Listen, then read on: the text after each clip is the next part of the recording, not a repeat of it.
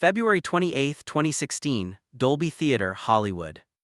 The camera finds Leonardo DiCaprio in the third row, black tuxedo, jaw tight, hands folded a little too carefully in his lap. The room is electric, but around him there's a different kind of pressure, the kind that doesn't make noise. Julianne Moore opens the envelope. And the Oscar goes too. There's a half-second pause, it feels longer. Leonardo DiCaprio. The theater detonates into applause. People rise before he does. Some are cheering, some are relieved. A few are almost laughing, not at him, but at the ending of a story that had gone on too long. You can almost feel it in the room. This isn't just celebration, it's release. For years, his name had carried an invisible subtitle, overdue. Every nomination turned into a referendum. Every red carpet became a countdown. Every performance was dissected through the same lens. Is this finally the one? But here's what most people didn't see that night. This wasn't just a win, it was the end of a psychological siege. Because long before that applause, long before The Revenant, something else had happened, something quieter. A strategic slowing. A recalibration. A decision to step back in a town that punishes disappearance. Hollywood rewards presence, constant presence, visibility equals leverage, momentum equals power. But DiCaprio had learned something different. Absence could be power too. To understand why that Oscar night mattered, you have to rewind not to the win but to the losses, and more importantly to what those losses did to his strategy. Because this isn't a story about a trophy. It's about control. And control in Hollywood rarely looks like domination. Sometimes it looks like stepping away. March 21, 1994, Shrine Auditorium, Los Angeles. He's 19 years old. A teenager in a borrowed tuxedo sitting among legends. Tommy Lee Jones, Ralph Fiennes, John Malkovich. The category is Best Supporting Actor. What's Eating Gilbert Grape has just introduced him as something rare, volatile, raw, unfiltered. When his name is called as a nominee, the room registers him as promising. When his name is not called as the winner, it barely stings. He's young, there will be time. And that's how it begins. Not with disappointment, but with expectation. Over the next 2 decades, the industry watches him grow up in public. Titanic makes him untouchably famous. A global face, a cultural fixation, the kind of fame that swallows actors whole. But here's the twist, Titanic didn't get him nominated. It made him bigger than awards, and paradoxically, that made awards more complicated. Because once the hysteria faded, a question began to circulate in quieter corners of Hollywood. Is he just a phenomenon, or is he serious? That question changed everything. You can track the pivot almost frame by frame. Instead of chasing romantic leads, he gravitates toward Martin Scorsese's Gangs of New York, The Aviator, The Departed, films drenched in moral decay and psychological instability, characters who unravel, men obsessed, addicted, fractured. This wasn't accidental. In an industry that equates suffering with seriousness, DiCaprio began choosing roles that bled, physically, emotionally, publicly. Every performance became heavier, louder, more intense. And with every nomination that didn't end in a win, 2005, 2007, 2014, something subtle shifted. The audience stopped just watching the performance, they started watching the narrative. This is the year, right? He deserves it now, right? That label, overdue, sounds flattering. It is. Psychologically, it becomes a cage. Because now you're not just acting, you're carrying expectation. You're carrying think pieces, you're carrying memes, you're carrying the collective impatience of millions of strangers. By the time The Wolf of Wall Street exploded onto screens in 2013, the discourse was louder than the performance. He wasn't just playing Jordan Belfort. He was playing for redemption. And when Matthew McConaughey's name was read instead, something unexpected happened. The narrative grew bigger than the man. He was no longer just Leonardo DiCaprio, actor. He was Leonardo DiCaprio, the symbol of the Academy's hesitation. That's when the slowing began. Not because he was losing, but because he understood something deeper. Constant output meant constant judgment. And constant judgment meant diminished control. So instead of accelerating to chase the win, he did the opposite. He paused. Not dramatically, not publicly, but strategically. And in Hollywood, where silence is interpreted as weakness, that decision was dangerous. The question wasn't whether he could win. The real question was, what happens when a global star chooses to become less available? January 16, 2014, Beverly Hills Hotel, Golden Globes after party. The room is loud, champagne glasses clinking, studio executives laughing a little too hard, publicists scanning the crowd like air traffic controllers. Leonardo DiCaprio stands near the bar, globe in hand for The Wolf of Wall Street. The performance was volcanic. 3 hours of excess, mania, and physical comedy that bordered on self-destruction. People are congratulating him like it's already done. This is your year. It has to be. You can see it in his smile, appreciation mixed with something else, calculation. Because by now he understands the cycle, the praise cresting before the drop, the building narrative before the inevitable comparison, the headlines before the analysis. Weeks later at the Oscars, his name isn't called, again. But this time the reaction isn't youthful disappointment, it's something colder, quieter. The next move isn't another prestige project rushed into production. It's absence. After The Wolf of Wall Street, he doesn't flood the market, he doesn't pivot to something safer or louder, he steps back, the calendar stretches, 1 year, then more. In Hollywood terms, that's an eternity. Studios prefer momentum, agencies prefer visibility. The algorithm of celebrity rewards repetition, red carpets, press cycles, magazine covers.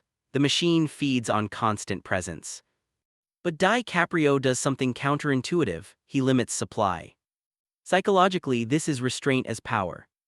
When you are constantly visible, the audience becomes accustomed to you, familiarity lowers mystique, but when you disappear, anticipation builds. Absence sharpens demand. This wasn't retreat, it was recalibration. Behind closed doors, conversations changed. Instead of asking, "What's Leo doing next?" executives began asking, "Is Leo available?" That subtle shift matters. Availability is leverage. Scarcity is currency. And by slowing down, he redefined his market position.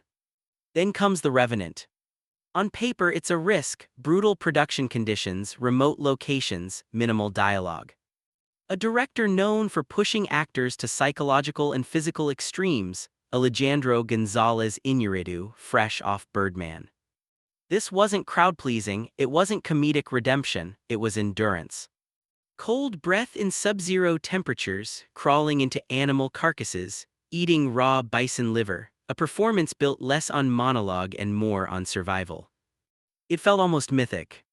And that's the point. After years of discourse about whether he deserved the Oscar, DiCaprio didn't argue. He transformed the narrative into something primal. You don't debate survival. You witness it. The scarcity before The Revenant amplified its impact. It didn't feel like another entry in a yearly filmography, it felt like an event. Hollywood recalibrated around that. Because here's the industry truth few people say out loud. The actor who controls their pace controls their power. By refusing constant exposure, DiCaprio forced the machine to adapt to him, not the other way around. And when he finally walked onto that Dolby Theater stage in 2016, the win wasn't just about performance. It was about timing. But here's the twist most viewers miss. Winning didn't restart the engine. It slowed it even more. March 1, 2016, Los Angeles, 2:17 a.m.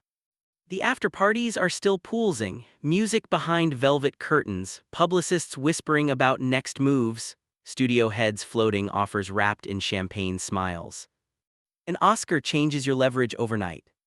For most actors, this is the acceleration point: strike while the spotlight is blinding, lock in franchises, announce back-to-back projects, convert prestige into dominance. But DiCaprio does something almost unsettling in its calm. He doesn't rush. There's no immediate Oscar follow-up engineered to capitalize on momentum. No prestige overload campaign to prove the win wasn't accidental. Instead, there's space. Years of space. The Revenant releases in 2015.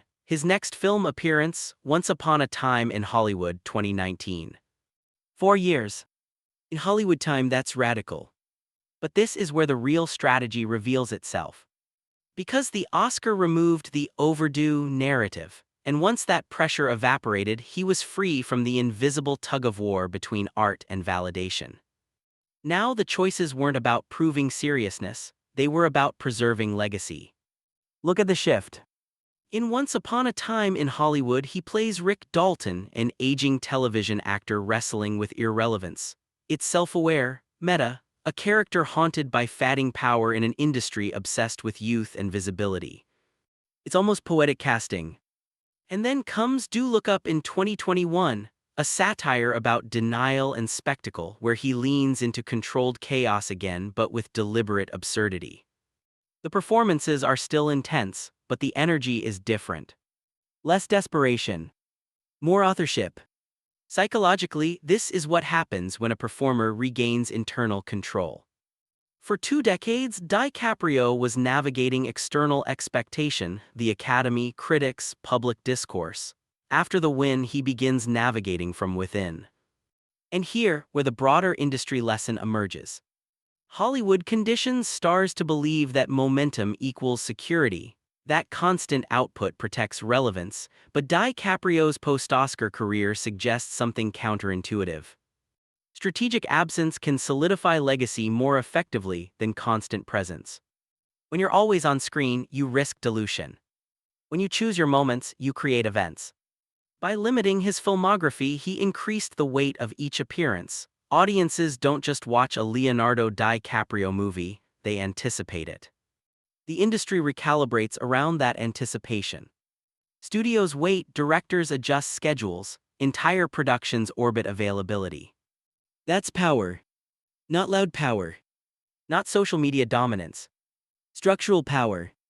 And what's fascinating is that this model isn't exclusive to him. Other major figures from Daniel Day-Lewis to Joaquin Phoenix have employed similar rhythms, controlled output, selective presence. But DiCaprio's case is uniquely visible because of how public the overdue era was. He didn't just win an Oscar. He dismantled a narrative.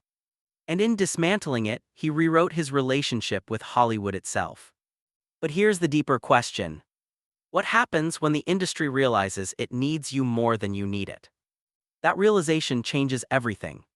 July 21, 2023, Westwood, Los Angeles. Flashbulbs erupt outside the Regency Village Theater. It's the premiere of Oppenheimer.